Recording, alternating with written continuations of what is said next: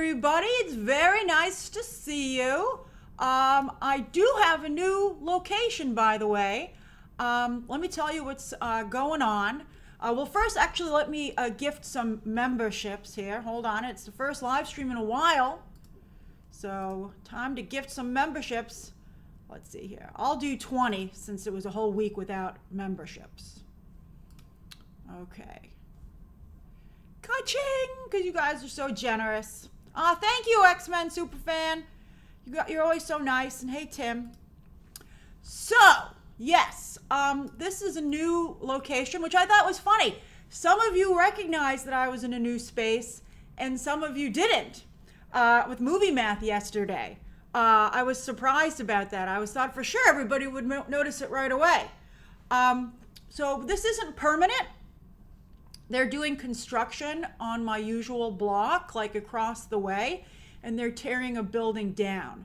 And it's going to become quite noisy, so I had to move for a few months. So I have a different location. I will be going back to the other one in a few months, but I thought this would be a fun change of pace, and we would just, it makes things a little different. So I think it's, that's why there were no live streams last week, because I was working very hard to move all my equipment.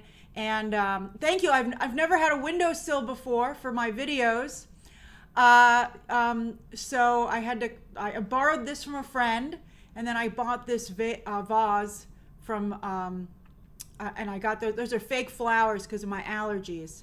But yeah, I put like some fall foliage, and when I guess we get closer to the holidays, I'll do something that's kind of wintry. I didn't want to put the videos at too distinct a time of year, because evergreen content and stuff like that. But at the same time, I want it to feel nice too. All right. So yes. So it's taking some getting used to with the new location. I have a different setup, so my line of vision's a little bit off, but my eyes are doing much better. So that's exciting. Sometimes I have setbacks, but they're getting better. So I'm glad you guys like the new background. When it's not so sunny, I think later in the day you'll be able to see more of it, because I'll be doing live streams and videos at all different times of day. But we have some important stuff to discuss. I probably would have just done a Mandalorian and Grogu trailer reaction, like a breakdown, but there's not enough that happens in the trailer for it to be its own video. So I decided, let's just dig into it and discuss what's going on with Disney overall. I think this is actually a fitting partnership of topics, because these are both two really difficult situations for Disney. Star Wars continues to be a problem for them, and now they have this Jimmy Kimmel situation. One thing that was really interesting, though, before I have chapter times, and we're going to kind of quickly go through the Mando trailer as well, and at the very end, there'll be a Q&A where you can ask me anything you'd like. But somebody wrote a really great comment on my Mandalorian and Grogu trailer reaction. And they said, Disney, you can monetize excitement, you can monetize anger. You cannot monetize apathy. And I thought that just perfectly stated what is going on with Disney right now, and that they've gotten to a point where people are just kind of checked out a little bit from their content, which is, that's what they need to focus on. They need to focus on making audiences care again. And I think that's one of the reasons that Lilo and Stitch did so well. Yeah, nothing is worse than apathy. That is the worst thing. So I think that Lilo and Stitch worked because that was a very beloved movie that's been around for a very long time. So thank you, Emilio. People really thought about that. It harkens back to an era where nobody had any problems with Disney. And so and Stitch was so incredibly well realized that I think that was really the reason. That's the reason that it's the most successful Disney movie of the year, and why it's the only one to make $1 billion. Well, that's right, Just Blaze. Disney, I like your name there. Very apropos for the stream today. Nostalgia does sell, but Disney has always been all about nostalgia. Star Wars is supposed to be about nostalgia. So I think that, we're going to discuss all these elements. I do want to say, though, that the person who got the best news today was Mortal Kombat 2. That was like, oh boy, thank goodness. Maybe they got an early heads up that Mandalorian and Grogu was going to skew really young. I mean, they could even make like a funny joke if they're willing to go there. Carl Urban will go anywhere. So Carl Urban, he doesn't work ever, I don't think, with Disney. I mean, he was in the Marvel movies, in Thor, that he had like not such a great role. But they could do something about like, let the kiddies enjoy Mandalorian and Grogu this weekend, and you guys can go have a bloody good time with Mortal Kombat 2. Obviously playing up not only his Australian lingo and British lingo, that's, from the same basic area. And I feel like also the fact that Mortal Kombat's so adult. So, I think that this was just phenomenal news for Mortal Kombat 2. I think that, fans and I think the people who made the movie are a little nervous that it got delayed. And I think that this makes them probably feel much, much better. Not to say that Mandalorian and Grogu won't necessarily do well, but they just became really good counter-programming. Okay, so I have chapter time set up to do, first we'll go through Kimmel, then we'll go over the Mandalorian and Grogu trailer, and then you guys can ask me your questions about, because, it's a very complex situation. Mika, I don't think this is Han Solo levels of bad. Well, we'll talk about Kimmel first, and then I'll share my thoughts on Mandalorian. I'm planning, even if I wasn't reviewing the Mandalorian and Grogu, I would definitely still see it in theaters. And you will too. I think a lot of people will. It's a holiday weekend. It's a 4-day holiday weekend for Memorial Day. And you're not going to go and see the next chapter of the Mandalorian and Grogu? I feel it's unlikely. Okay. So, where are my chapter times? All right. Oh my God. We got so much to talk about with Kimmel. Whew. All right. I think, I also wanted to let some time pass because tempers were really flaring last week. And I want to point, I do want to say, let me just say my thesis statement. Jimmy Kimmel would not have been pulled off the air if he was willing to have any kind of, if the basic thing that happened is that Disney was very nervous and they asked Kimmel to bring down the temperature. And Kimmel not only refused, but said, but what he wanted to do, Disney was very, very sure was going to raise the temperature even higher. So I think that Disney, in many ways, not only saved themselves, but I think they were trying to save Jimmy Kimmel. And they were like, if maybe you need a break, Kimmel, for you to calm down, and then you can come in here. I think that Kimmel could go back on the air anytime he wanted. He would just have to make some kind of an apology. I don't think that he has to make like the apology that Sinclair Media is asking for. I think that's too far in the other direction. But I'm going to address these things, okay? But that's really the scenario. Kimmel could be back on the air tonight if he was just willing to. I don't think, some of you are saying he didn't say anything offensive, but I really feel that, I'm out of order on my chapters. But let me just start. I want to say that when you have someone who was like what happened to Charlie Kirk, I think changes the nature of the conversation. It isn't just, I think it's really important for people on like the liberal and Democratic side not to exhibit the same qualities that we've been calling out the right for quite some time. So I feel like even though I think some of the insight that he had, I understand, but somebody said, like, for instance, whether a commentary on how somebody grieves, right? I think that at the end of the day, I don't know if it's appropriate to make a joke about how somebody grieves. You don't know how someone grieves, even if it looks bad. Where's the line? You know, I think people are piling on like a lot of stuff onto the situation that actually isn't have anything to do with the situation, which is making it more difficult. Okay, so let's go through this. Okay. So, is the Mandalorian and Grogu trailer a distraction?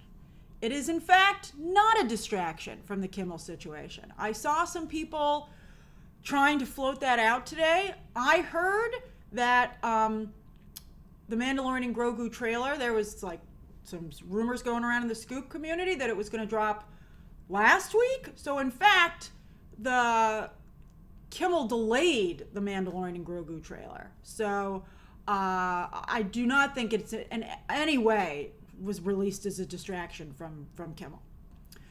So I just want to make that very clear. You know, I think Disney has a lot of irons in the fire, and they have a lot of, you know, they have to keep moving because they have product that needs to be advertised, and they have timelines that they're trying to adhere to as best they can. Okay, so I also want to point out that I think that the networks are just looking for an excuse to get rid of network television. So I think because it's, you know, I really feel like network television isn't really working out for them. Very bad ratings. Their ratings are falling more and more. They're losing the Prime demo. Like, for instance, Jay Leno, when he went off the air, he was very frustrated because he had higher ratings than ever and was still #1. But NBC said to him, well, look, you might have high ratings, but it's not the people that we need to sell ads to. Same for what's happening to cable news. Cable news like CNN, MSNBC, etc., even Fox News, I think, their viewers are much older. And so they don't make the same kind of purchases that the 18 to 49 demographic does. So that's really important to realize that, you know, if they can't sell ads to the 18 to 49 demographic, it's really, you know, and these late night shows are very expensive to produce. They have big casts, you know, big crews. They have to have a lot. They tape. They're daily, so there's a lot of work to do. It's a very big investment. Then they've become increasingly political. I think that everything has become increasingly political, and I can tell you myself, it's really tough to wade into the political scenario. I think that both groups, conservative and liberal, feel that it's just really tough to be in this space. Like, everybody wants to talk about it on the extreme ends, and then in the middle, people are just tired. They're like, I need a break. So I think that, you know, I don't know if it's a good idea for politics to be everywhere. You know, I address it when I can, but you might have noticed that I've even pulled back a little bit because I just feel that that's not what people come to me for. You know, you guys come to me for discussions about entertainment and then also about the business side, which is why I think you're right. I have to address what's going on from a business perspective for Disney. But yeah, you know, I don't know if politics, I think you can make jokes in the late night space, but I think that the commentary has moved so far that they're no longer what they're supposed to be. And so that's a big problem for the networks. Johnny Carson and Jay Leno, I've been seeing a lot of clips about how they handled late night, and I think that they did a really good job handling late night. I mean, they certainly called people to task on both sides, you know. They got their jokes in. And I think, though, but for the most part, they realized that at the end of the day, people have had a very difficult day, and they just want to relax and escape and watch a late night show.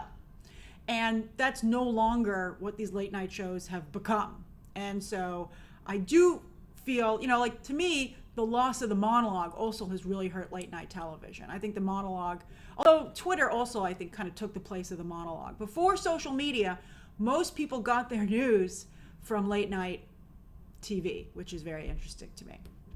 All right, so let's give a little backstory here. Now, there's a lot of discussion about the fairness doctrine and, you know, giving equal airtime. So it's very tough and frustrating to see people not going back and outlining this. So the fairness doctrine was something that was around for a long time, that said that you couldn't, if you were going to go on the air, you had to present, particularly for the news, you had to present different perspectives, different takes, okay? Now, the fairness doctrine was gotten rid of, and I only learned this when I was watching Adam McKay's Vice movie about Dick Cheney. Karl Rove and Dick Cheney helped get rid of the fairness doctrine during the Reagan administration. And they did that to set the stage for what would eventually become Fox News, so that you could present a news channel or show that had no balanced viewpoint, and therefore could become propagandized. And so they never should have repealed the fairness doctrine, you know? And again, it's very frustrating that Democrats are so bad at fighting back. Democrats focus very strongly on if something's right or wrong, and they don't pay enough attention to whether or not, how it's happening, and how they can stop it, and how they can use those tactics themselves. You know, you should always learn from your enemy. You know, it's like no one over in the Democratic Party has read The Art of War. They're like, how dare they do this? And it's like, well, they're doing it. So what are you going to do about it? And they're like, I'm just so busy being upset about it, I don't know what I can do. You know, and you're just like totally worthless and wasteless. You know, it's very frustrating. Now, there is something called the equal time rule, where if there are people who are running or have political opponents, you're supposed to give both of them equal time on the air, right? SNL did get in trouble for that. Max, I'm saying nobody's fighting back. I think that, you know, canceling Disney Plus is not fighting back in an effective manner. You know, what would really help here, you know, I will say on the side note that the Fox News said, well, we don't want this to happen because if a Democrat were to become president and have the head of the FCC, they would use these very same tactics against us. And you're like, they would never! Because the Democrats would be so like, oh, that's such a wrong thing to do. You know, even though Fox News has caused so much damage over the years and is really just doing like what they accused Kimmel of, but like on steroids. And the Democratic Party never acted against it. They never did anything. And so I wish that the Democratic Party would be able to evolve and understand what's going on against them and become a more I would say that the Democratic Party is out of their league. And that's really what the problem is for us. Atomsphere, Fox News is the most watched news network in the country. It's very successful. Okay, so there's the equal time rule. Now, there are exemptions for news programs, and shows like late night television and The View apparently have gotten themselves to qualify as news shows. So therefore, they're exempt. I don't know why a news program would be exempt from the equal time rule. You would think they would have to follow it more than anyone else, but I can't believe that The View and late night television would be categorized as news shows. That to me is absolutely ridiculous. All right? Now, I think that we all feel there's a danger of media leaning in one direction. And I think for a very long time, the left has benefited from Hollywood and social media being their purview, right? Like the conversation was controlled by the left. And that really has been helpful. You know, like whenever you see Hollywood stars getting involved in politics, they're always with the Democratic Party.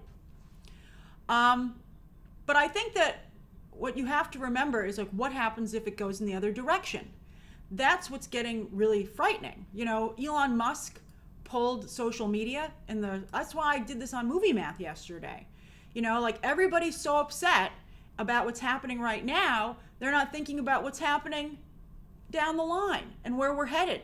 You're headed for a topsy-turvy world where it's not just Fox News that dominates, but social media, and then also it's going to become the movie studios. And you can go escape on Blue Sky and be like, it's so nice over here. And you're like, no one's over there. Of course it's nice over there. You know? Twitter X is still the most popular social media service. I think it's horrible. That's another thing. You know, Democrats are like, I don't want to be here anymore, right? And you let yourselves get chased off of the number one place where the conversation is happening. You're like, I'm going to take a stand. And they're like, what? Shouting to the abyss over on Blue Sky? Like, that's ridiculous. So, you know, like, it's really frustrating. All right, so that's what's happening. And so I see a very near future where everything in popular culture skews right. And no one's doing anything about it. So and the point is that Republicans realize the advantage that the left had, Democrats had by controlling Hollywood, and they finally figured out a way to get the control over it themselves. And, you know, it's crazy that, you know, nobody is saying anything or doing anything about it. All right, so what's going on with Disney? The ghost of Bob Chapek. Ooh, that was a very difficult time for the Disney company. And they became a punching bag for the far right. And still are to some degree this day because of how that went down with Bob Chapek versus Florida. And Bob Chapek handled it very poorly. I don't know if I'd say that Bob... So let me just tell you what's going on, okay? So I think everybody's like very, very upset about this stuff. And I think a lot of your comments are just too emotional. Okay, so I think that it's very clear that Bob Iger did not want to repeat the mistakes of Bob Chapek. He did appoint Bob Chapek, but that's because that's a different conversation. Bob Iger appointed Bob Chapek because he wanted to still kind of be the head of the company, but not do any of the crummy stuff. But the problem was that Bob Chapek was like, hey, I want to do the fun stuff too. And so that's why they clashed, okay? So is this the same? I don't think that it is the same kind of a situation. I think it's a little bit more complex. I think that, again, should Kimmel apologize? Now, I want to be clear. I do not think that Kimmel should say, he shouldn't, like, bend the knee and, like, just become all effusive to the other side. I just think that he should say that it's the situation, he forgot how sensitive it is, you know, and still so fresh in people's minds, that maybe it just wasn't a space to go into right now. Do you see what I'm saying? Like, you know, like Charlie Kirk, I really had a big problem with everything that he stood for. However, you know, like I'm sure there are Democratic and liberal pundits who conservatives have a big issue with. And if something really horrible happened to the Democratic pundit and then like people were messing up the memorials for that person, everybody would be aghast. So I just feel like, you know, like, I don't know if it's appropriate to make jokes and to comment about somebody who was killed in that manner. You know, like a week and a half later, I think it's really a difficult place. So I feel that Disney didn't cancel. You know, they didn't, Ryan, I think that you're right, but a lot of people are accusing the left of doing that exact same thing now. Okay? So I'm really trying hard to like just to explain everything to you guys, okay? So I think what happened is that Bob Iger and Dana Walden, who we're going to talk about, what they really tried to do was hit pause. Okay? They saw a situation spiraling out of control. And they gave Jimmy Kimmel all day to try and, like, as they said, please bring the temperature down, right? They didn't even say that he had to apologize. They just said, could you please bring the temperature down? And he said, no, I want to make this statement. And they read it, and they were like, holy crap, this is going to cause even more problems for us. I saw a Jimmy Kimmel staff member say anonymously that, oh, my God, Disney's so horrible. They only care about attendance to their parks and their bonuses. Well, duh. I mean, like, welcome to the world of business. I mean, that's exactly what they care about, you know? I mean, they have stock that they have to protect. And Disney has a very broad audience. You know, Disney, the reason Disney is so successful, well, the reason it was so successful is that everybody used to love Disney. It was the one thing that liberals and liberals and conservatives both loved for different reasons. And so Disney's trying to get back to that place. That's where Disney's sweet spot is, that just everybody loved Disney. And so they're like, oh no, now we've become divisive. And so that's really complicated for them. So I think what they did was they forced Jimmy Kimmel's show to hit pause. That's why they didn't fire him. That's why they didn't cancel the show. Like, Colbert ain't coming back no matter what happens. Kimmel could come back. So that's really what it was. They hit pause because also they are worried about losing their station license, you know, because they're going up against a government that has taken the gloves off and is willing to cross the line. And because, you know, you can say that would be horribly wrong if you did that, and it would, but they still could do it because, and this is where you have to remember who voted, you know, the voting, and this is the consequences of your vote. The voters, and some people abstained or didn't vote because they didn't love the policies of the Democrats. You gave, the American public gave the Republicans control of every single place.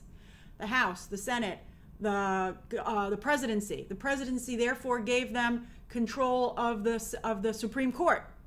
So it's like when everybody was screaming back during the election that even if you don't like Kamala Harris, she's a stopgap to what could happen. Like, I mean, the guy who runs the FCC helped write Project 2025. And people are like, oh, Project 2025 is a fantasy, you know? And we're like, no, it's not. It's a guidebook. And they're doing it. So, like, you got to be really careful who you vote for because look what happens. And so there's no, I mean, maybe things will change in the near future when maybe they'll change maybe the Democrats will win over the Congress or one of the houses. But you're in a situation where there's literally no one to stop the Republicans. So that's why Bob Iger is being so cautious, because there's just nothing that can be done to protect Disney. There's no one to fight for Disney, right? So that's a big problem. And then you know, it's been threatened that they might take their license away. Well, that means they would not be able to have an ABC. ABC wouldn't be able to exist anymore. And that would be catastrophic for Disney. You know, the stock price would tumble. And, you know, you guys say, like, oh, I see Pi says boo-hoo for Disney. Disney is a huge employer. Disney runs a huge, you know, not only their own employees, but so many people rely on Disney for their own businesses. I mean, if Disney were to fall, I mean, it would be just such a disaster for the economy. I mean, it would be really, really bad. The stock price actually isn't that bad, Wanda's attorney. I mean, I haven't checked it today, but I looked it up, and it's better than it was like 6 months ago, you know? So it's like, it's very tough. Then, as I wanted to say, I think that while, again, I really vehemently disagree with everything that Charlie Kirk stood for, I think that it is in poor taste to make jokes about somebody who this happened to someone. And also to make any kind of commentary about the way people grieve. I think that there's got to be a period where you just, you know, you're like, you only discuss, I mean, certainly you can discuss this, but you only discuss it carefully and respectfully. And I'm not sure how long that period is, but I know it's longer than a week, you know? Like, Blue Prada, I think that Kimmel was flippant about it. And I think, I don't really know if it's a space for him, you know? It's tough. I think you just have to be very, very, very careful. So let's see here. So let's talk now Dana Walden. Dana Walden is this woman over here. Dana Walden is a very big deal. This is a major situation for her. She runs Disney TV and streaming. She is one of the top people at the company. And the reason I said Bob Iger is that Dana Walden is a key player. Dana Walden is very close with Bob Iger. They're good friends. She was instrumental in bringing him back to Disney after Bob Chapek was doing a horrible job. And they were like, how can we switch back? And Dana Walden was a big part of making that happen. And Dana Walden is also up for the head of the whole company to succeed Bob Iger. So if she can navigate this successfully, I'm sure, by the way, they thought Kimmel will be back on the air by now. I'm sure when they hit pause, which was a Wednesday, they thought, and by the way, Kimmel should have nipped this in the bud on Tuesday. He let it grow. And the longer you let something grow, the more out of control it becomes. He never should have given the Sinclair media the time to issue that ridiculous statement that he had to like make horrible apology, make this really big apology, and donate money and stuff like that. Just going too far in the other direction. You have to control the narrative. And that's very important. So I think that so Dana Walden, if she can control this, that's going to look very good for her. And also, if she can she also wants to make it look like she can play ball with the current administration, which is pretty early days. Actually, it hasn't even been a year since Trump has been president again. Man, this is going to be a long time.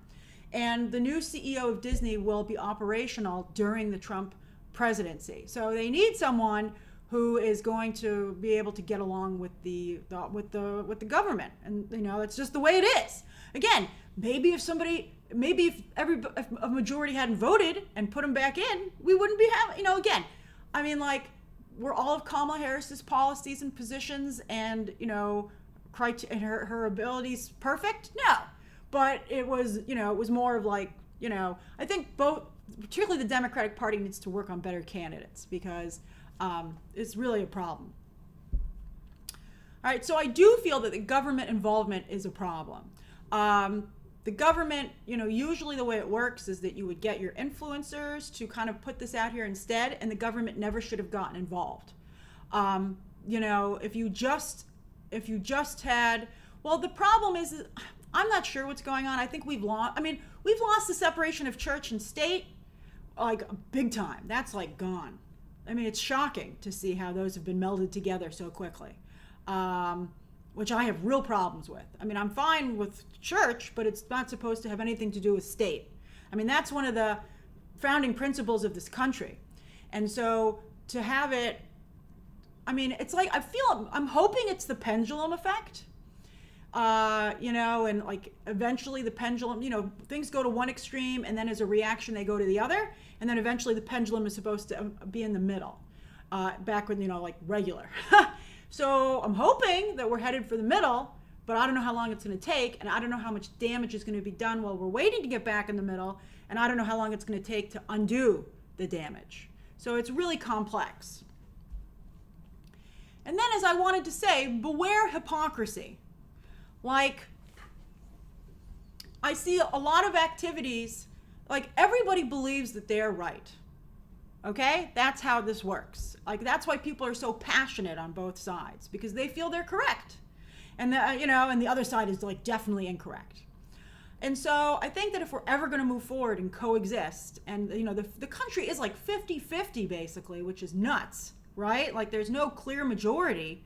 And if there is, it's unfortunately, it's on the Republican side because they won. So we have to, and we can't have a separation because, first of all, the two liberal sides of the country are on the coasts. It's not a neat little divide like the first Civil War.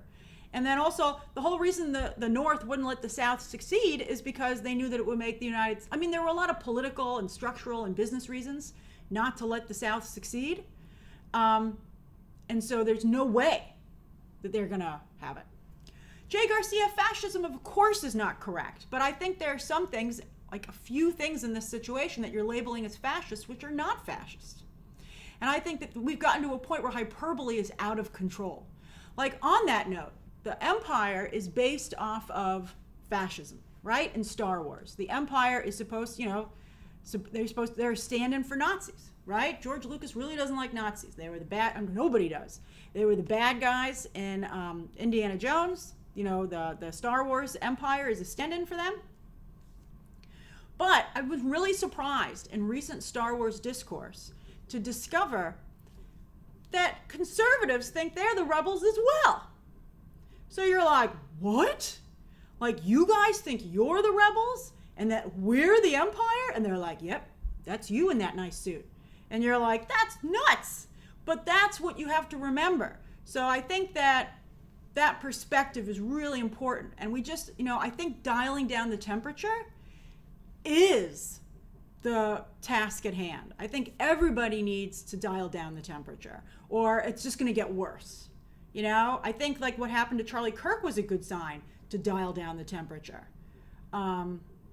It's just tough.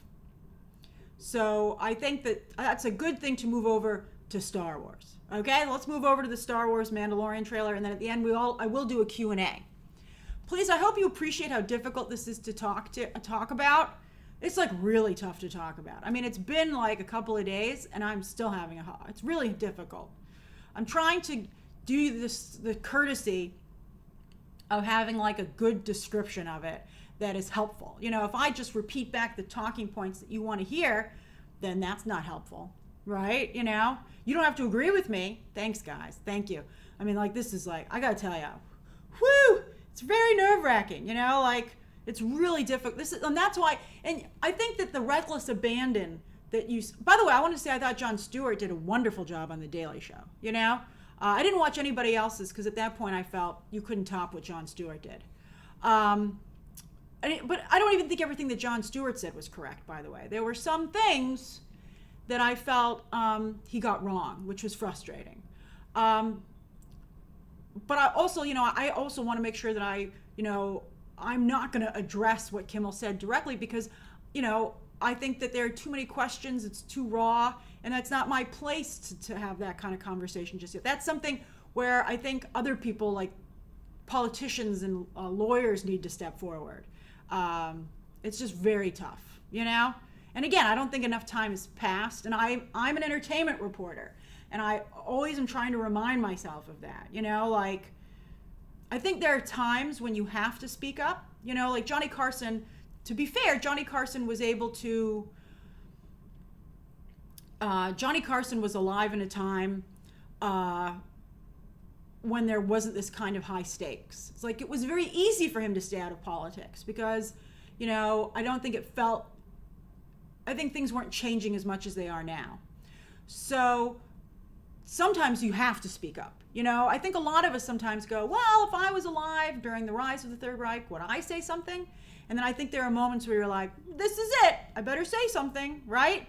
But I think we're getting to a point where, are we stirring the pot? Are we pushing things in that direction? Like, I think like, what I would say is how I would like to say things happen is I think that instead of constantly just getting upset and calling out the other side on what they're doing, I feel like, thank you, Giancarlo, I think that time would be better spent strategizing how to secretly, without giving them a heads up, figure out how to take their power away from them so that they don't have this ability. That's what the Democrats should be doing. They do a lot of virtue. Everyone's so worried about the next election that no one's actually doing anything. That's, I think, a really, darn it, you got me talking about politics. Everyone's, people talk about Republicans using fear-mongering to get votes. I see Democrats doing the exact same thing. And everyone's just trying to make you vote for the next election. They're like, and you're like, well, why don't you actually do something? And if you did something, then I'd vote for you because you actually managed to do something. So that's how I feel. Like win back one of the houses, for Pete's sake, and figure out a strategy how to actually get something done. Okay. Let's talk about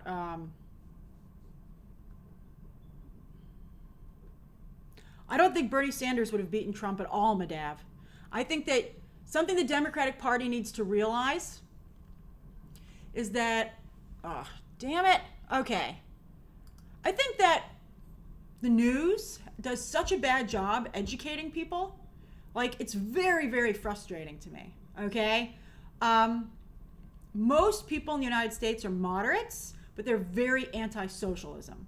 So I think it would be almost impossible for a socialist candidate to win. I think that they can in New York probably, but you're talking about you need a candidate that can get moderates to go to your side. Everybody runs candidates for the extremes, and that is not going to do it. You know, it might bring over some of the people on the far left who didn't vote for Kamala because they were upset about some of her policies, but the trade-off in moderates would cancel that out. I don't know about Gavin Newsom. Gavin Newsom, I feel, has a real problem in that both of his personal background is really problematic. Not only was he married to that Kimberly Guilfoyle or whatever, who used to date Don Jr. and then got dumped, but his current wife has a really bad situation with Harvey Weinstein. So, hey, Chris. So I don't understand why he's running so hard. I think it's almost impossible for him to win a national election. Okay.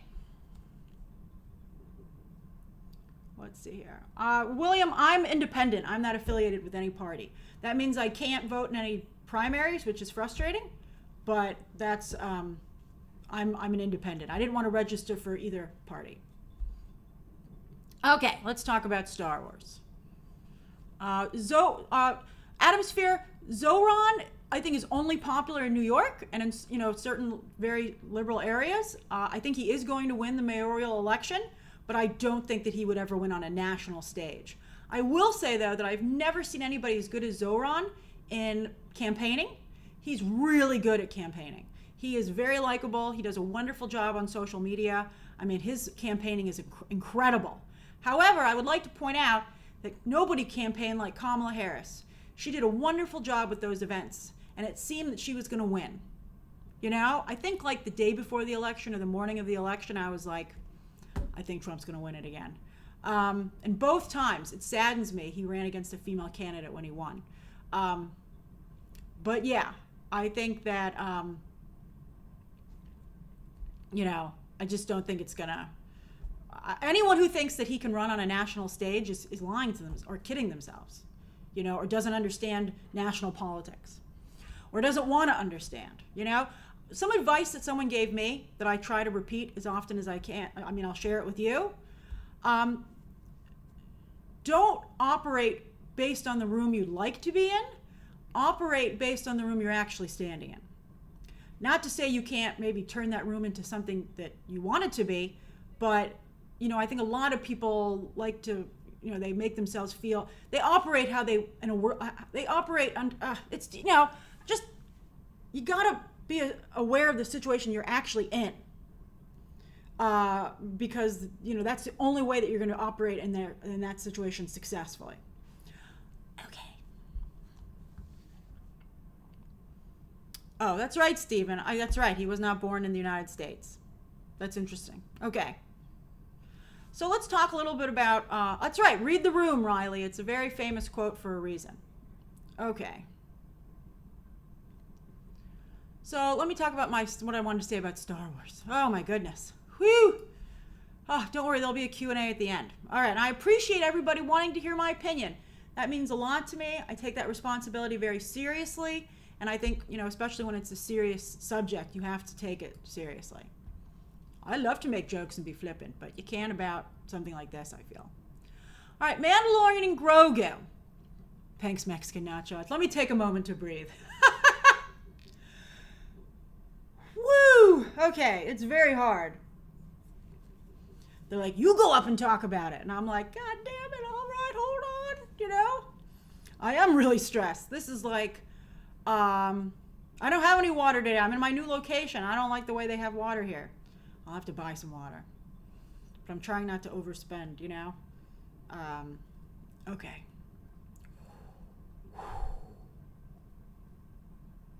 Thanks to Guy Tie. I'm glad you think the hair looks good. That's very, very important. Really, number one thing people always, if they're upset with me, they're like talking about my hair. It's crazy. Okay. So Mandalorian and Grogu. Is this a movie for little kids? I do think the new trailer felt very kiddie, which was surprising to me. But again, as I said, fantastic for Mortal Kombat 2. And also it felt like for little girls, interestingly enough. Whereas, of course, you would think, Star Wars is supposed to be a franchise that skews male. So, someone in the comments said, 10 to 12-year-olds will want to go and see it, 10 to 12-year-old boys. And I was like, no, they're not. I think this is like under 10 for boys. It's women of all ages because Grogu's so cute. But I think that, with boys, I think you're like under 10 for what that trailer looked like. Then for Star Wars, I gotta tell you, for me, Star Wars is lightsabers and aerial battles. That to me is what Star Wars is. Whenever I see lightsabers, I go, aww. And when I see aerial battles, like the end of the last 30 minutes of Rogue One is incredible. Just such an amazing piece of storytelling. So, it doesn't feel, it's supposed to be space wizards. And this new Mandalorian Grogu trailer doesn't seem very space wizardy to me. So it doesn't have the epicness, I think, that George Lucas originally envisioned for the franchise. Now, interestingly, Andor doesn't have lightsabers either. I heard Tony Gilroy hates lightsabers, and that's why they never are in any of his projects. Who hates lightsabers? But it turned out great. They just won an Emmy for writing. He got an Emmy for his brother, his literal brother, who just released. Both Dan Gilroy and Pedro Pascal openly spoke out about the Kimmel situation against Disney, which is pretty interesting. And, Disney's still cool about it. I think, honestly, I think Disney just wants Kimmel back on the air. I'm sure that's all they think about right now. They're like, when are you going to get back on the air so that we didn't cancel you and that everything just works out? Tatiana Maslany, yes, but she's not in the Star Wars Mandalorian Grogu movie. But Andor turned out great. I think both seasons have their ups and downs, but no one can deny that the last 6 episodes, the second half of Andor Season 2, is probably some of the best storytelling in any genre or any franchise ever. Just absolutely incredible. So, but then I saw a lot of people saying, how weird is it to go from Andor to Mandalorian and Grogu? I mean, it is very whiplashy. So I think that's difficult for the brand. That's the other thing. Disney isn't used to having things on, having people on different pages. The strength of Disney used to be that everybody was always on the same page with them. But Disney is fracturing its audience, which is a big problem. And Star Wars is fracturing its audience. So then you're going to have people who want to watch the more serious Andor stuff, and then people who want to... And, some people say, well, why don't we do this in franchise work? Because it undercuts the franchise. Because they didn't ask the Gilroys to add more action to Andor, it shrunk the audience. And then now Mandalorian and Grogu, because it's too kiddie. Hey, thank you, Wiki Nomad, has a smaller, shrunken audience. And then these things no longer have the size audience necessary to be able to recoup their expenses. So it'll be interesting to see this following the second season of Andor. So yeah, as I said, where is the scale? Where does Star Wars live, right? Like, your audience is getting pulled in all these different directions. It's like Goldilocks, and Disney used to always be just right. Then I have to say, when the heck is Grogu going to speak? Hopefully they're just hiding it for the film, and I hope that it doesn't leak if that's supposed to be a great surprise. Although I would be upset if he only spoke at the end of the film. If he speaks at the beginning of the third act, well, then I would be quite happy. But I don't want him not to speak at all during this movie. I think it's time for him to speak. And then I think that there is Disney Plus oversaturation. I'm even worried about such a short break between Avatar movies. It used to be when a Star Wars or a Marvel movie came out, it was a really special deal. But because they want to try and get they want to milk these franchises in the streaming space, and get, they want to utilize their best IP, I think they're just making the IP less special. So I think it's really an issue of, I think before we've been like, oh, people don't watch the other show, so it's hard for them to come over to the movie. I think it really is oversaturation, where you're like, I can watch stuff. And that's the other thing. Remember, things used to go in the Disney Vault, and you were like, oh man, I better watch this movie, even though I've seen it a ton of times. I better watch Sleeping Beauty now because I won't be able to get it soon, And it made it very special. But now I can watch like 20 minutes of Sleeping Beauty and then go, I've watched enough, and turn it off. And I've done that, much to my own horror. I'm like, what am I doing? But that's what happens when this stuff is available at your fingertips at any moment. Thank you, Sean. And so,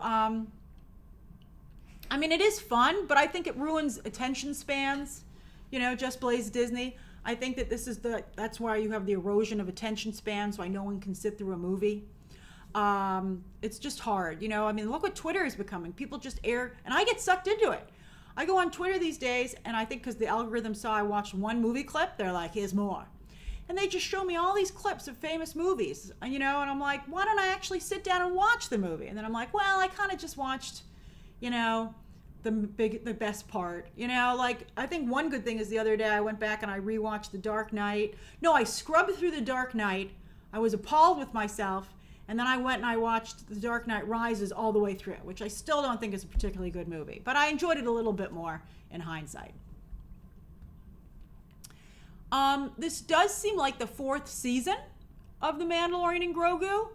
So I think if you're at all interested in the story, how are you not going to see what happens next? So the only question is who's still interested in The Mandalorian. I think like the last Mandalorian only did okay, the last season. So I think there's some erosion of that audience. So some people might have.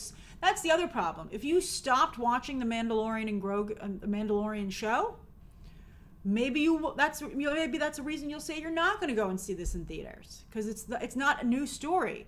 It's the 4th version. So I think that's complicated. But then, as I said, this is Memorial Day weekend. What else are you going to do, man? You know, I made a sketch about this early on in my career. I was talking about Terminator, that one with Christian Bale, and I was like, oh, it looks so awful. I was like doing the Resistance, you know, I was all dressed up as the Resistance fighter, and I was like, we have to take a stand and not go and see this movie to send a message to the Terminator franchise. And then I had my intern come in and be like, it's the only movie coming out for Memorial Day weekend. And I was like, darn it! And that's right, Darth Kaplan, great name. I see you're a big Star Wars fan. Solo did also come out for Memorial Day weekend and did horribly. So I don't think that Mandalorian and Grogu is a slam dunk, but I think that, let's just see. Hey, Tammy, I wish they had a better trailer. I think that, you know, I think this trailer was not particularly good. You know, Just Blaze Disney, I thought Solo wasn't horrible. What was interesting to me is that by the end of the movie, Alden Ehrenreich did become very much like Harrison Ford's Han Solo. But the problem is that you weren't going to know that going in, that he was going to get there. And I was like, what a shame that he didn't start out here. And so that people would have enjoyed the movie more, maybe. But there are a couple Easter eggs in here. The lighting is not great. So I missed Zeb the first time I watched it. Yes, Zeb is in the trailer very quickly. And then Babu Frik. I don't know who was like, bring back Babu Frik. But they, you know, on Jon Favreau's like, bring back Babu Frik. And you're like, nobody who cares about Babu Frik. I guess he's Grogu sized. And apparently in The Mandalorian season 3, I forgot about this. He and Babu Frik became friends, Grogu and Babu Frik. But, you know, it's fine. And I do agree. It's funny you said, what are these names, Madav? I do think it's funny that The Mandalorian and Grogu, while it's great that they use practical effects, it does look so much like a Jim Henson thing, like a Jim Henson project. It seems very dated. Okay. Like, it doesn't seem like Grogu doesn't talk and doesn't move more because he's a child. It seems that that's the case because he's a puppet. You know, you're like, he's just a puppet, man. That's the problem. All right, let's take a quick look at this trailer. All right, so I brought in the trailer for us to see. And there's just a couple of shots I want to take a look at. You know, I think this is just so generic at this point. But I did love this. I mean, give me a movie of Grogu doing cute stuff like this, where he like picks. I mean, look. He's becoming more dexterous. He's using a telescope. I was looking at it and threw the wrong way. I mean, it's adorable. But this was really great. This was my favorite shot in the trailer. I guess he's using it the right way. What do you see, Grogu? Oh, too bad you don't speak. So they're just the right size to go through the tunnels, apparently. Now, Sigourney Weaver, you know, I don't know. I think maybe because Sigourney Weaver's done a lot of streaming at this point, I don't think it's quite as special to see her in a movie. And I do agree that the cinematography is very flat. I mean, Andor looked more cinematic than this. This looks like, it does look like it looks like they used the exact same crew that they used to shoot the Mandalorian shows. So it doesn't feel like something special. It doesn't feel like an upgrade. So, I mean, she's even having coffee. I gotta tell you, I feel, and this is, by the way, is the same diner. That's the same diner that they had before, or like a place where pilots get some food. So they didn't even build like new sets, and they don't even have to build sets. As you pointed out, Lloyd, it's the sphere. They didn't program any new sets for this movie, so that's a little frustrating. I gotta tell you, I think Grogu is developing some bad eating habits. I'm like, as someone who likes to snack themselves, let me help you nip this right in the bud, Grogu. Let me help you, because I think you got, the volume. Oh, not the sphere. You're right. Thank you, the volume. I'd be like, you got some real problems here, Grogu. You know, you gotta stop snacking between meals. I mean, doesn't Din Djarin feed him? So, he's an all-powerful Jedi. He can have some snacks, I guess, if he wants them that badly. So, I kind of liked this. I liked seeing I wish there was more action in the trailer, because I think, like, even season 3 of The Mandalorian had some wonderful action sequences in it that were quite thrilling. So, I like that. I don't know why he jumps on his shoulder like that. That's crazy. And he just kind of like, I guess, uses the Force, like telekinesis, to move himself around. I guess Yoda kind of did that. That's interesting. So, he's touching stuff. So I do, see, there was some aerial. I think him swimming is pretty adorable. And so there's Zeb. But, you know, you hardly see him. And this isn't what I'm looking for. I want to see, Star Wars Rebels had some of the best Jedi action I've ever seen. The best Jedi action I've ever seen. So it's frustrating that it's not here. So I guess there's more Babu Friks. He's made a whole bunch of little friends. All right, so there's Jabba the Hutt's son. Barely shown. There he is eating again. I'm like, no, I got to put some rules on you, buddy. Okay. Now, these are cool. I barely caught these the first time I watched the trailer. I kind of like these, and they have really good looking, like, I like the lights on them. Like, look, they have like kind of like a rainbow, like, they look, although they look like the celestial beings over in the MCU, which is kind of ridiculous. You're like, everything's starting to look the same. But those guys look pretty neat, actually. I'm interested in those. I wonder what's going on there. So I kind of like that. So a lot of puppet fighting. Now, here's something that occurred to me. I know the first time I was like, oop, whoops, I made a joke about this thing falling off at the end. But here's what occurred to me. Why don't you take out the first walker so that it stops the two behind? When you just take out the last one, I mean, maybe, I haven't seen the movie. Maybe what they need is in the last one. Maybe that's where they were being held. Who knows? But if this is a tactical situation, you take out the first walker so that the other ones can't move forward or at least slow down on the ridge. I do like the title treatment. I think the poster's fun. But it's very Avatar The Last Airbender, by the way. Well, not Avatar The Last Airbender, very Korra The Last Airbender, The Legend of Korra. You know, they did 1920s kind of serial stuff like that. I thought that was interesting. Forged for IMAX, although as many people said, who cares? You know, it doesn't look particularly visual. And then they had this little bit at the end. That sure is a puppet. My God. I mean, if somebody's little hand was in there, I'd believe it. You know, like someone's just like, oh, I'm coming for you. And you're like, are you making me pay IMAX money for this? And so Grogu has weapons. He has some kind of like non-lethal weapon because he's a child. I mean, is he in the field or not? You know, the Mandalorian's like, you might want to run for office someday, kid. I got to give you non-lethal weapons. So he just has like, he fires like Nickelodeon slime, basically. So, and he covers up that monster's eye. And Babu Frik says, good shooting, baby. And I'm like, aren't you a baby? And then things get awkward. I'm like, you're basic. How awkward. I didn't know you were a full-grown adult, Babu. My bad. And then May 2026. Yeah, it definitely feels like a kid's movie for now, Uwais. But I don't know if it'll end up feeling like one once we see another actual trailer. But I think that first impressions are hard to beat. They're hard to change. All right, so let's do 10-minute Q&A. covering it. Arthur says they lean on Grogu too much because his merch prints money. It won't be a gigantic hit in theaters, but they'll hope that the kids will buy Baby Yoda dolls. Well, not if it's a huge flop, then it becomes nobody wants the merchandise. So they have to try and be in a, it can't be a total flop. It can't be a Solo. It doesn't have to be a Lilo and Stitch, but it has to make, it can't embarrass itself. Kim says, people complained about CGI being overused. Do not complain about puppets. We cannot have it both ways. That's fair. That's very fair. I like your picture there, Kim. I think though there has to be a place in between, right? I mean, we can complain until we feel they got it right. Paul says, I know there's no trailer for it yet, but do you think Star Wars Starfighter looks better on paper? Star Wars Starfighter also looks very generic to me so far. That's why I haven't commented on any of the photos, because there hasn't been anything to comment on. It's just Ryan Gosling. Ryan Gosling in space should be the name of that movie.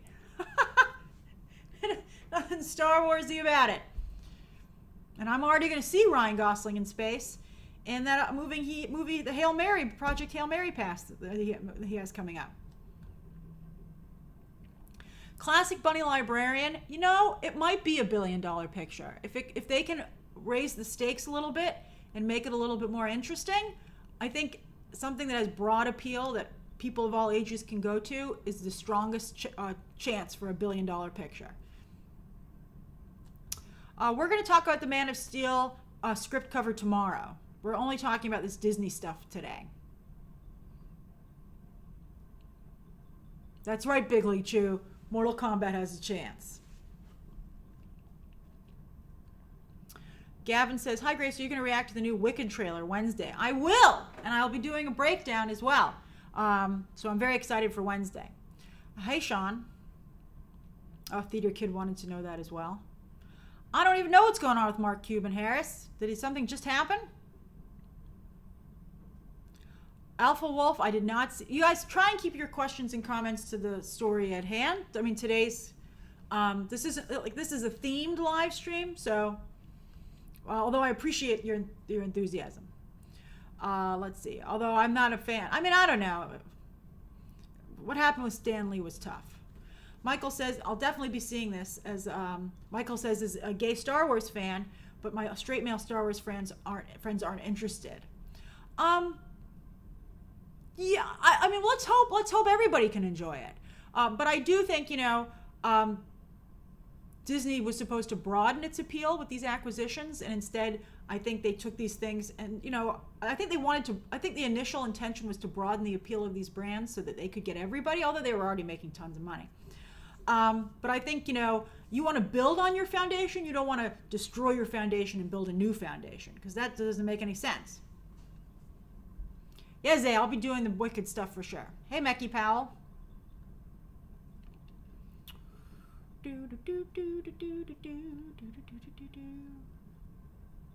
MM92 says, what's your favorite puppet ever? Kermit the Frog, I guess. He's so great. Tar, I did see that the Murdoch family, well, they're going to go in, there will be multiple buyers apparently, and I think the Murdochs are going to team up with the Ellisons. So the conservatives will have control of Paramount, Warner Brothers, and TikTok. My God.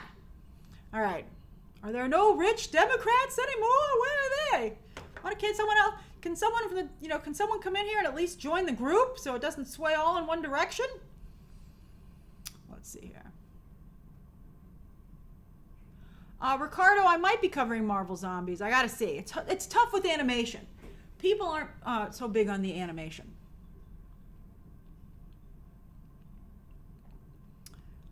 Let's see here. Merdul says, to be honest, I haven't seen the last season of Mandalorian and hope this teaser would make me want to go back. It didn't. This doesn't look promising. Well, maybe, you know, that's the problem with a trailer that's so far in advance. You know, this is, do you think you'll watch The Mandalorian and Grogu in abstract? But when the weekend actually comes and you're like, oh, it's Memorial Day weekend, what the heck am I going to do? You might be like, maybe I will sit through The Mandalorian and Grogu. Reese says, in light of the political turmoil, how do you find navigating life in New York? Well, pretty much everybody in New York's basically on the same page, so it's not really an issue. But I do try to be really understanding and polite while still holding on to my position when I'm talking to larger groups, like when I'm on here. Darth predicts Superman level money. I think that's a great guess. And I think that would be fine. You know? Max says, hey Grace, thank you for this stream. I really respect you and the way you handled everything today, even though some of us seem to disagree at times. I'm glad you said that. I'm honored to be a part of your life, and you guys are very much a part of mine. So thank you for allowing me the space to speak about this. And I try to be really honest, but also informative, and to like really try and give you, I think, a realistic portrayal of what's actually happening as I see it. That's very sweet of you to say, Damon. I don't really feel I could make that declaration, but I'm so glad that you enjoy my videos. I mean, you can't declare that about yourself. Oh, let's see here. Theater Kid says, nice! I love it. Riley, you got a new job. Same role, different studio. That's fantastic. Oh, I'm so glad, because people are losing their jobs left and right in Hollywood. I'm so glad that that things worked out for you. That's very exciting.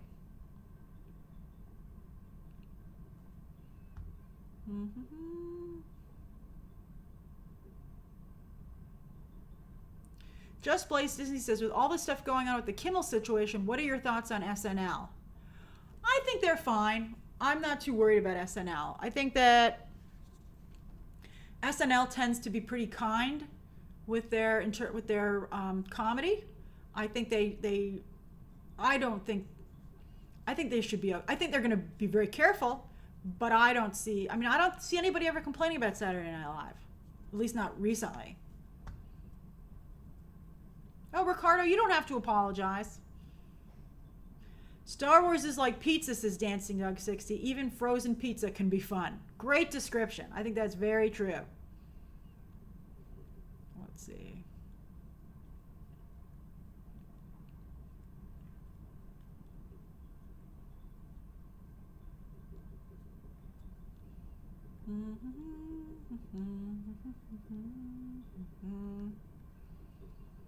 Oh, that's right, Stephen. The last season of Hacks is very timely. Rajiv, I do have tickets for the Taylor Swift Life of a Showgirl release party, but I'm not quite sure I'm going to go, but I have that as an option. Remy, I'm trying to review Marvel Zombies. I have to see how my schedule works out. X-Men Superfan says, what about new Disney princesses, or Disney doing a gay couple for fairy tale royalty?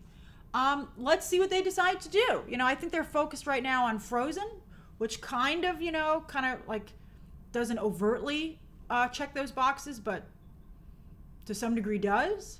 So I think that right now Disney's like very focused on Frozen 3 in the fairy tale space. Arthur says, can Disney bring Kimmel on Disney Plus? They can bring him back on ABC. As I said, they could bring Kimmel back tonight. They just don't want him to make the situation worse. And I think that they've proven that they're willing to work with him to come to agreement that they all feel comfortable with together. But Kimmel is not, he's very sensitive. I mean, I can understand. I'm sure it's very difficult when it's you. I feel bad that he doesn't have anybody in his circle who can have an honest, to weigh the pros and cons of all of his options. But if things continue the way they are, they can't bring him back, because it's not about ABC. It's bigger than that. It's not about the network license. I mean, those are all parts of it, but it's with Disney not wanting to lose 50% of their audience. That's what's going on, really. That's what the issue is. I mean, there's all this other noise, and I think that's certainly things to be concerned about. But if Disney felt that they weren't going to lose 50% of their audience as a result of this situation, then they would not care as much. Or if they had any Democrats in any positions of power to back them up. But they don't. There's no one to help them.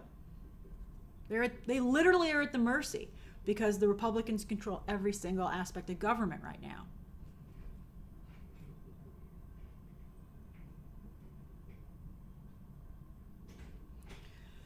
Midnight Eye says, why do you blame Chapek when it was Iger's tweet and his finger-picked board member who forced him into a fight he didn't want or was able to win? Well, the reason is that it was Chapek's idea to move a number of Disney employees to Florida right as Florida was becoming super conservative. And of course, you're moving them from Los Angeles to the Los Angeles area, which is extremely liberal. So that's really one of the reasons that it absolutely exploded over at Disney. And that was Chapek's decision. Chapek just doesn't have the ability to maneuver in situations like this. I mean, the story's not done. So, I mean, let's see how Iger comes out.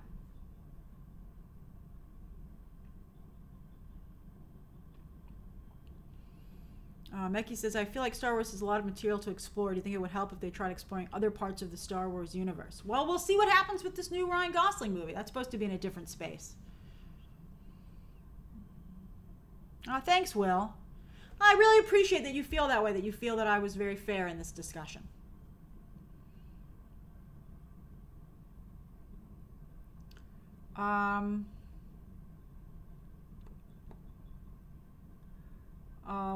What casino now? Are they not doing the casino in New York? I hope that's dead. I really do. Let's see here. Congrats on your diamond, Ben 10. That's fantastic. I forget how to say congratulations in French. All I can think of is say happy anniversary. But that's one. I guess it is an anniversary because you hit the annual year. So bon anniversaire, Ben. Tammy says, do you think Mando and Grogu in Mortal Kombat can merge to create a summer-like Barb? Well, they'd have to be opening on the same weekend. So Warner Brothers could move it yet again. But then they're very close to Grand Theft Auto dropping. But that could be interesting. Hey, Babette. Devin. Babette says, what do you think of Kamala Harris's new book? I didn't read it. I'm not a fan of looking back. Kamala Harris, we thought that she wasn't a good candidate, which is why she couldn't win in a primary. She never even got to the final stages of her original run for president. Then, Joe Biden wanted to be really loyal to her and gave her the spot when he had to bow out. Some say forced out. But I don't think at that point he was a legitimate candidate anymore. And then, so everybody was like, okay, we're going to support her. And then it seemed like she maybe could do it. And then at the last minute, it just fell apart. And so, I mean, how many times are we going to go back? So I'm a big fan of looking forward. For the love of God, both parties need to get new people. Maybe that's one of the reasons people are excited about our mayoral candidate, because at least he's new. Kim says, did you see James Gunn randomly appear on Big Brother? I saw some photos of it, but yes, I didn't watch the segment. Let's see, but we're talking about Disney. Let's see here. Arthur says, a lot of people ask for your take on Tatiana Maslany's declarations. She ain't, I don't know. I would think that she's not going to work for Disney anymore after that. But Mark Ruffalo spoke out. It is what it is. She felt very strongly about it, so I'm glad that she spoke out. Everybody has to make peace with the way they present themselves in this scenario, right? So thanks, Brad. And so that's how she wanted to handle it. Pedro Pascal didn't tell anybody to cancel something, I don't think. I think Pedro Pascal just said he stood in solidarity with Jimmy Kimmel.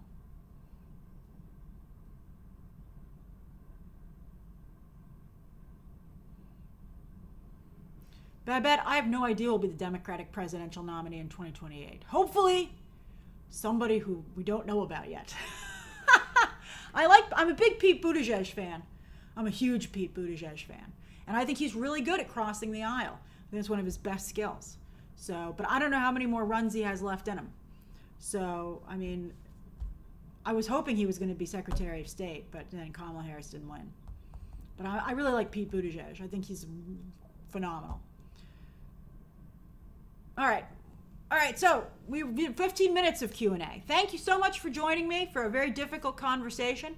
I had a wonderful time talking to you, and I look forward to having another discussion tomorrow. All right, everybody, see you soon.